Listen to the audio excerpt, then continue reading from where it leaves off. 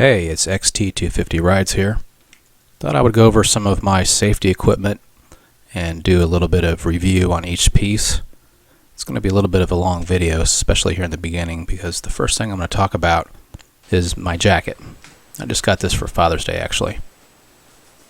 I wanted something that had padding on the inside as well as the hard plastic pieces on the outside, around the shoulders and the elbows and on the arms. And there weren't that many choices out there, but I did find this one. It's in black, and you can also get a white version. I didn't bother to zip in the liner for this video, but I'll pull it out here in a second. There's a couple of little side pockets here with zippers that I'm demonstrating, and on each of these reviews, I'm going to show the link. Most of this stuff is on Amazon, and I'll go over some of the features of these pieces. So the plastic parts are pretty tough. They feel like they're going to do well if I end up on the road, which hopefully that's never going to happen.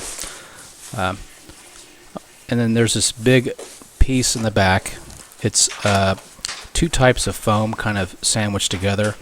The inner side, the kind of the yellowish color you can see there, is a little bit on the softer side. I think it's kind of a common foam that's used in a lot of these things. And then the outer side is a little bit more dense, feels a little bit harder, if you will. I think it'll do pretty good for the back. And when I turn the jacket over here in a second, you'll see there's some additional padding on the fabric of the jacket as well for the back. Now the shoulder pads that I'm bringing out here, these are actually pretty decent. They're formed like this. They're not really soft. They've got that kind of same material. You probably can't see it in the video. Maybe you can, but there's a CE logo there. I'm assuming that that's not inaccurate, that they really do have some sort of a certification here. There's a card that hangs off of the jacket that has some CE information on it. I hope that that's real and not just fake. There's also a pad inside the elbow. I didn't get it out in this video. I've never tried to get it out yet. It looks like it'd be hard to get to, so I just left it in there. I'm sure it's kind of the same material that the other pads are made of. There's some adjustment straps here that you can see to tighten up the sleeves so they're not flapping around in the wind. And I thought this was kind of cool. The sleeves have this fabric in the middle there for a little bit additional protection for, I guess, drafts, possibly. And the other thing I haven't mentioned yet is the zipper. The main zipper on this jacket seems to be fairly high quality. It's a YKK zipper. But the other zippers, like on the sleeve there, they're the same quality, same good zippers. The whole thing itself, without the lining, is supposed to be very light for summer rides. I don't know if that's going to work or not. The jacket itself is pretty heavy, and I don't think a whole lot of air is going to get through there. There's the pads I was talking about on the back. A lot of this jacket does have some mesh, though, so there should be some pretty decent airflow. There is also some leather patches on the shoulders. It has a card that says it's leather. So, and I'm going to show the cards here that hang off the jacket. And that's that one right there, Cordura. Probably not saying that right. And then there's the piece that says that it's leather. And, it looks like leather, kind of smells like leather. So I hope that it is. The pros of this jacket, it's nice and heavy. It's got what I think is great protection, and it has quality zippers. The cons, I'm thinking it's going to be hot in the summer, but it's otherwise kind of a short coat. And I think it's sized. I needed a medium, and I normally would be a large. So here's the next piece that I would wear off-road. The jacket was something I would wear, on-road. This is kind of my off-road counterpart to that. This has got some nice plastics on it as well. Even a little bit more plastics, I think, than the jacket on the arms. And obviously you can see the ones there in the front for the chest. This is a much lighter and much more meshier jacket. That ends up being one of my cons. I think it's a little bit too light on the fabric. I'll show you here in a second. There's a little bit of padding on the inside of these black plastic pieces. It's a comfortable jacket. I don't feel the pads, rubbing against my skin wrong or anything. You can see here how kind of flimsy the fabric is. It's a very cheap fabric. I'm worried that someday that the elastic's going to give out on it. And then you can see there's a little bit of padding here to kind of protect you from the rivets. The bottom piece articulates for what it's worth. That's kind of where the belt is and where the tailbone protector is. And I really do like the spine protector on here. None of this, to my knowledge, is CE rated or has any kind of rating. But nevertheless, it feels pretty solid. The pros, I would say it's for the price, you get great protection. It's fairly comfortable, and the ventilation's pretty good on this one. I've ridden it just with a t-shirt, and it's great. The cons would be the cheap material and the zipper. And the belt tends to wander downward a little bit. And on this, the sizes run small. So that's a XL, and I'm not really an XL, but it's kind of small on me. So here are the protective pants. They're kind of made of the same meshy, thin material. I'm not a huge fan of that. I think that the elastic belt actually will wear out. It's not even really a belt, it's just a waistband. The same plastics on the legs, interestingly, as they are on the front of the last piece that we looked at. On the back, they've got some pretty good padding, and I like that tailbone protector there too. I think that's kind of a good touch. But you know, it's missing a couple things. It's nice and cool in the summer, and I like that tailbone and kind of that butt protection that they have there. But the cons, again, cheap material. There's no belt, and there's no knee or crotch protection. I don't know why they don't put that in there. And the sizes run pretty small on that one as well. Here's the knee pads. There's not much to say about these. I think that these are pretty good quality. They have definitely adequate padding on the inside, and the outer shell seems pretty tough. They got these elastic bands that you go around the back of your legs. There's kind of a sleeve there, but I don't fit my leg through there.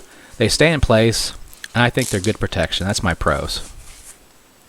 And as far as cons, I didn't really notice any cons. I think that they're pretty good knee pads. Let's move along to the boots. These are O'Neill's. I think that they're pretty good. I'm a fan of these. They feel very stiff, like they should be. They're padded nicely. I'd say that they're fairly comfortable.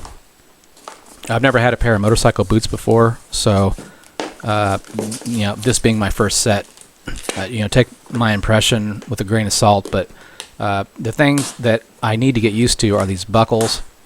They seem really flimsy to me, like they could break at any moment. But still, the rest of the boot's very solid. It feels safe. They're sized properly. They fit me perfectly, and they're comfortable. And like I said, the cons, the buckles seem kind of flimsy. They seem like kind of thin plastic, like they might break if I put them on with too much force. The gloves, not a whole lot to say about these. I didn't spend much time researching gloves. I just grabbed these. They fit me pretty well. They're a little bit on the small side, I would say. I'm not a very large guy. I'm 5'7", and I have kind of a small frame. I do have a good sized belly, though, which gets me in trouble on some of these jackets. But when it comes to these gloves, I don't have very large hands, so these fit me pretty fine. They do have some sort of material on the tips of the fingers. I think that's for being able to use your iPhone. I would say that they're comfortable. I guess that's the biggest pro. They've got nice knuckle protectors as well, plastic knuckle protectors. I wish the palm was a little bit thicker. A con for a lot of guys might be that they run really small, and you might want to order up a size. Here's my helmet. It's not a Yamaha brand. I put those stickers on myself. I found an 8.5x11 sheet on eBay. This has the clear shield that comes down, and it also has a sunshade that comes down, and I'm going to show that right here. Comes down most of the way. So you got two shields there. I think this is kind of a summer helmet. It's got great ventilation, but there's no way to control it. You're kind of stuck with what you've got there. I'm demonstrating the chin strap there. It works fine. It's got a good piece of fabric hanging off there you can grab with gloves on. It feels very well padded, and I'm overall very pleased with this helmet. It is a little bit large, and the visor seems a little bit on the big side to me, but I have used that visor to keep the sun out. It actually works much better than the sunshade. My pros on this, again, it's comfortable. It feels solid and safe. It's got good protection or good ventilation. It's DOT approved, and I think I got a large, and it fits me perfectly. The cons, that sunshade doesn't work very well. You can't adjust the ventilation, and there's no chin curtain or anything else. Next up, I just got these when I got the jacket. These are a pair of protective jeans that I got. They're armored. I think these are pretty decent quality. I looked at a lot that seemed like they weren't as good a quality, and I was a little bit leery. These were made, I think, by a different manufacturer. They claim to have Kevlar in the seat area, and I'll show that here in a second. That's one reason I bought them. The other reason, they have the hip and knee pads, but all the protective armored jeans kind of have the same setup there. And it's a standard 5-pocket jean. It's got a snap, and then it has a button over that, and kind of extra size fly there. I'm assuming that's to keep air out where you don't want it on a cold day. These jeans are very stretchy. The material itself is stretchy, as is the places that you can see where there's kind of some ribbed material. That kind of greenish white fabric back there, that's the so-called Kevlar.